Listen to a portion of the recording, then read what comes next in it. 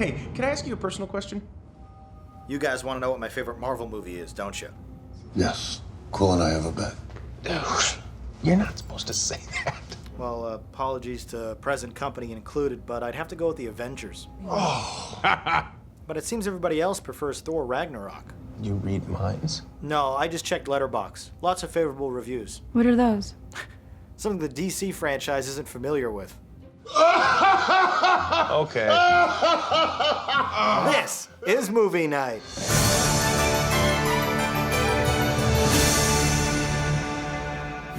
Hello and welcome to Movie Night. I'm your host, Jonathan Paula. Yet another comic book movie was released this weekend, so let's take a look back at all three of Marvel's releases from 2017 and see how they compare against each other in our 8th episode dedicated to superhero films. We'll start with my review of Guardians of the Galaxy Volume 2. Predictably excellent. This James Gunn sci-fi superhero film scored over 4 times its $200 million budget, following its May 5th release in 2017.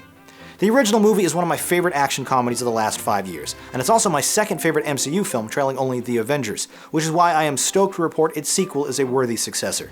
The 136-minute adventure reunites the titular squad for another round of, what else, galaxy-saving antics in action. The Guardians battle alien forces while attempting to unravel the mystery of Peter Quill's long-lost father. The hugely talented ensemble cast includes Chris Pratt, Zoe Saldana, Dave Bautista, Vin Diesel, Bradley Cooper, Michael Rooker, Karen Gillan, Palm Clementieff, Elizabeth Debicki, Chris Sullivan, Sean Gunn, Sylvester Stallone, and Kurt Russell. The core group of characters really do feel like a family at this point, with everyone doing a great job, especially considering they're usually performing opposite CGI characters in front of giant blue screens.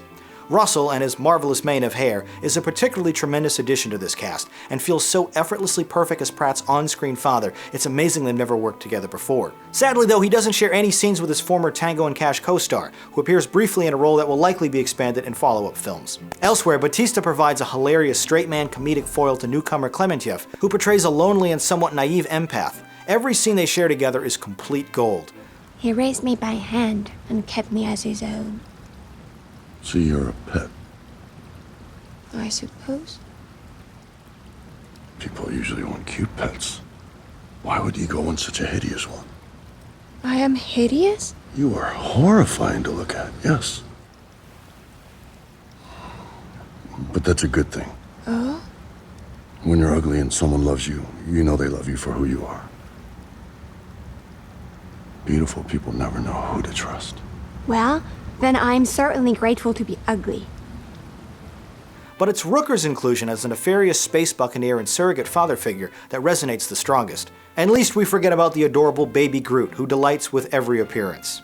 Although the PG-13 rated film is bursting at the seams with impressive digital doubles, visual effects, and animated worlds, it's the wizards at Lola VFX who impress me the most. Their retro-aging treatment of Russell in the cold open is the most seamless use of this technique we've seen yet. The entire sequence literally looks like an outtake from 1980s used cars. And while the visual treatment of Russell's home planet is not as realistic, it's brimming with color and inventiveness. And apparently with its trillion-plus polygons, this virtual planet is considered to be the biggest single visual effect ever created. Impeccably chosen 70s-era pop music is threaded into the narrative in meaningful and effective ways, grounding the otherwise silly moments and magical abilities with something Earthbound audiences will actually be familiar with.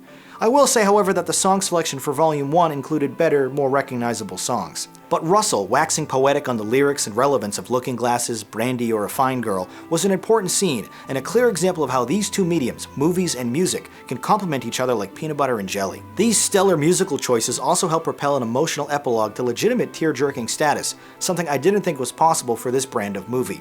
With the exception of this final scene, the film has a somewhat pervasive habit of punctuating emotional moments of introspection or romance with a jokey response, like when Bautista declares, "We leave no one behind," before continuing towards Gillen, except maybe you. This is a fun, cameo-laden ride from the flashy opening titles to the Easter egg-filled ending credits and its 5 separate bonus scenes. Despite the whiz-bang action and unfamiliar environments, Guardians of the Galaxy Volume 2 is a surprisingly sweet-natured and grounded story with irresistibly charming characters. Just shy of my top score, I thought it was awesome. Next up, my thoughts on Spider-Man: Homecoming. Everything feels right at home. Even though Sony lost its way with the mixed reception of the Andrew Garfield films, I was cautiously optimistic about this franchise's second reboot in only 5 years, especially because of who is now in charge. After decades apart and lots of negotiation, Spidey has finally come home to the Marvel Cinematic Universe. Released worldwide on July 7, 2017, this Jon Watts action comedy superhero film is the 16th entry in that impossibly successful franchise. The $175 million production grossed nearly $900 million by the end of its box office run.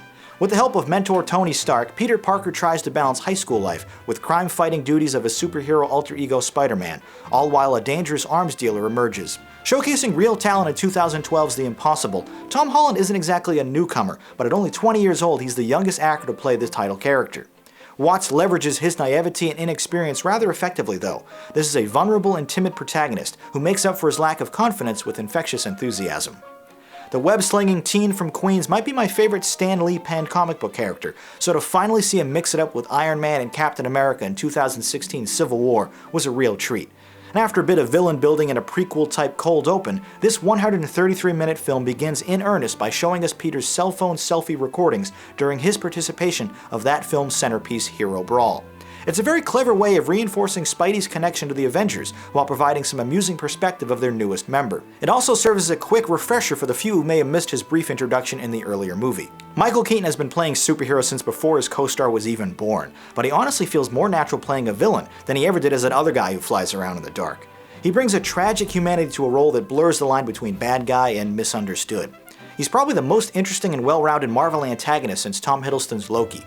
Iron Man's Robert Downey Jr. and Jon Favreau joined the fray as well, providing mentorship and pivotal exposition for the friendly neighborhood crime fighter. Downey's inclusion is unfortunately a double-edged sword. On one hand, he adds a great deal of credibility and familiarity, but his larger-than-life presence looms over the proceedings. Spider-Man never faces any real danger since we all expect Iron Man to swoop in whenever things get too serious, which is exactly what does happen during a thrilling set piece on a Staten Island ferry. Thankfully, the script uses this unearned rescue as a teachable moment for its overwhelmed hero, with RDJ scolding his apprentice, "If you're nothing without this suit, you shouldn't have it." Marissa Tomei's younger and sexier take on Aunt May is a welcome and more realistic take on that character, even if she isn't given nearly enough to do. Jacob Batalon does wonderful work as Peter's plucky friend and quasi-sidekick, while Chris Evans positively delights with in-universe appearances on Classroom TVs, hosting cheesy after-school specials as Captain America. The briskly paced PG-13 rated narrative forgoes the typical origin story, which is probably for the best as audiences don't need to see Uncle Ben die again. An early and upbeat montage of Spider-Man protecting his neighborhood is all we need to get right back into this character's world.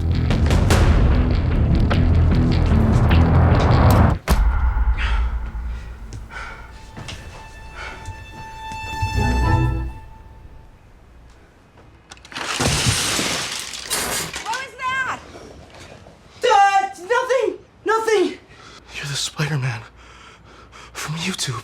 I'm not. You were on the ceiling. I wasn't. Ned, what are you doing in my room? May let me in. You said we're gonna finish a Death Star. She doesn't know. Nobody knows.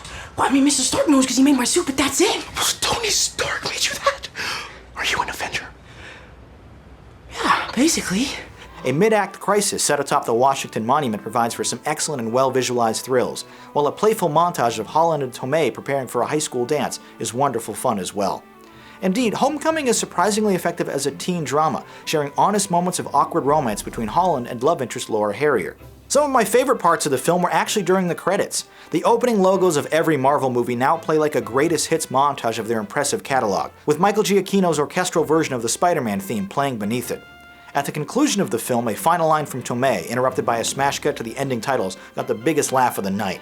But make sure to stay all the way to the end of the credits as a bonus cameo from a familiar face had me in stitches from his fourth wall breaking dialogue. As great as all the individual components are, Spider-Man Homecoming is not without its faults. There's a slight identity crisis here, as Spidey's story feels overshadowed by the Avengers world building. Spider-Man's gadgets and technology feels out of place. Sure, his new suit is sexy, but the fancy gizmos quickly turn him into Iron Man Light and feel like a cheat. Later during the climactic battle, it's difficult to see what's going on. Without giving too much away, it takes place at night, stuff is invisible, and our bad guy's outfit is all black.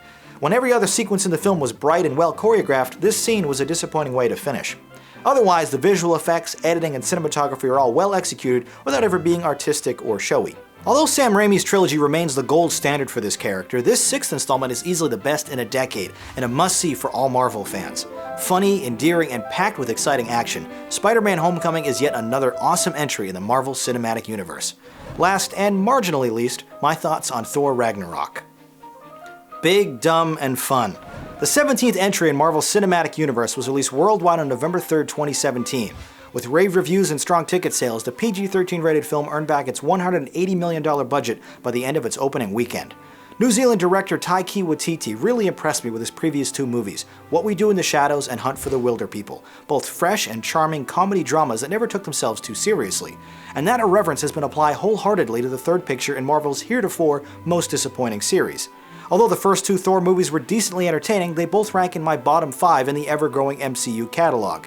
So to say this picture is an improvement is an understatement. Ragnarok is the best Thor movie by a country mile. Banished to a mysterious world after the death of their father Odin, the princes of Asgard reluctantly joined forces to overthrow a powerful new threat that aims to destroy their kingdom. Invariably, this narrative bears many similarities to one of my favorite epics, Ben-Hur. A prince is banished from his kingdom and must fight his way back by way of a gladiator-style competition to vanquish the person who stole his throne. It's a familiar, if time-tested formula that works remarkably well to ground the otherworldly narrative, which is important since almost none of the action takes place on Earth. The hunky Chris Hemsworth once again portrays the title character, but after becoming bored with this role in his previous 4 outings, they decided to mix things up here. Namely, they cut his hair, changed his clothes, and taken away his magic hammer. The result is a more vulnerable but cheekier interpretation of this character, sharing similarities to Kurt Russell's Jack Burton in Big Trouble in Little China. Hemsworth nails this slight character shift and proves to be natural with the film's many improvisational moments. With the notable exception of his Earthling friends and Jamie Alexander, all the characters from previous Thor films have reprised their roles here. Idris Elba and Tom Hiddleston are the obvious standouts, continuing to demonstrate why they're the most interesting characters in this entire franchise. Joining the group is Cate Blanchett as another dime a dozen evil empress who is predictably more powerful than our heroes, but not too powerful enough to actually stop them. A bald Karl Urban is her opportunistic lackey. Jeff Goldblum plays an alien version of himself to absolute perfection. Tessa Thompson is sadly generic as a hard-drinking bounty hunter turned teammate, while Mark Ruffalo crosses over into this series in a big way as the Hulk. He shares one of the film's few quiet scenes when Hemsworth confesses, "We're the same, you and I. We're just a couple of hot-headed fools."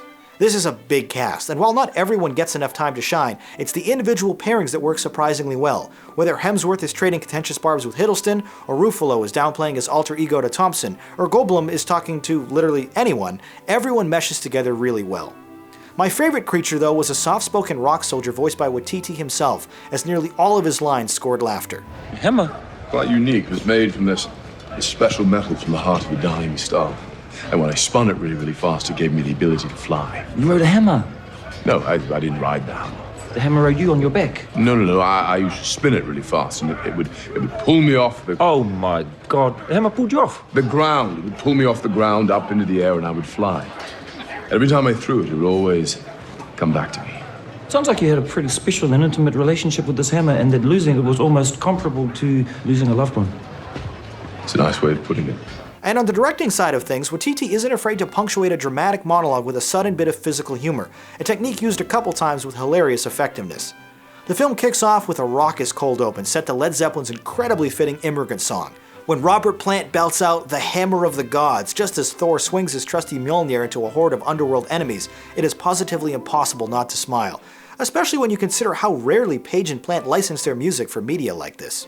Moments after that badass fight, we're treated to a surprise celebrity cameo that had me literally howling in my packed theater. This mixture of loud action and goofy humor permeates throughout the extremely well-paced 130-minute script. The score for Mark Mothersbaugh feels a bit like blending the opening bass line of Another One Bites the Dust with the techno synthesizer sounds of the Stranger Things theme song. It doesn't do enough to break the trend of Marvel movies having unforgettable music, but it's a solid effort. The overall jokiness easily makes this the best Thor movie yet, but it also prevents it from becoming truly effective on an emotional level. With crowd-pleasing twists on the tired superhero formula, Thor Ragnarok is a very enjoyable time. I thought it was great. In a year where I've had less time and money to go to the theater, it's the Marvel movies that inevitably still earn my attendance. And with very few exceptions, I've always had a tremendously fun time with them. And with this year's 3 films, coupled with the exceptionally strong Doctor Strange from last fall, the MCU has been an absolute tear as of late. But as for which one is my favorite of this group, the slight edge would have to go to Guardians of the Galaxy Volume 2, which made more of an emotional impact on me than Spider-Man or Thor. There's another 3 Marvel films coming out down the pipe in just the next 8 months, so we won't have to wait long for another blockbuster adventure. Next week, as promised, I'll be sharing reviews for my least favorite films of 2017, and the week after that, we'll take a look at DC's 3 most recent comic book films. Until then, click or tap here for a playlist of all my superhero reviews, click or tap there for a playlist of all the movies I've scored a 9 to, or click the jog wheel icon below to subscribe and see all new uploads when they're released. Once again, my name is Jonathan Paula, thanks for watching, and have a good movie night.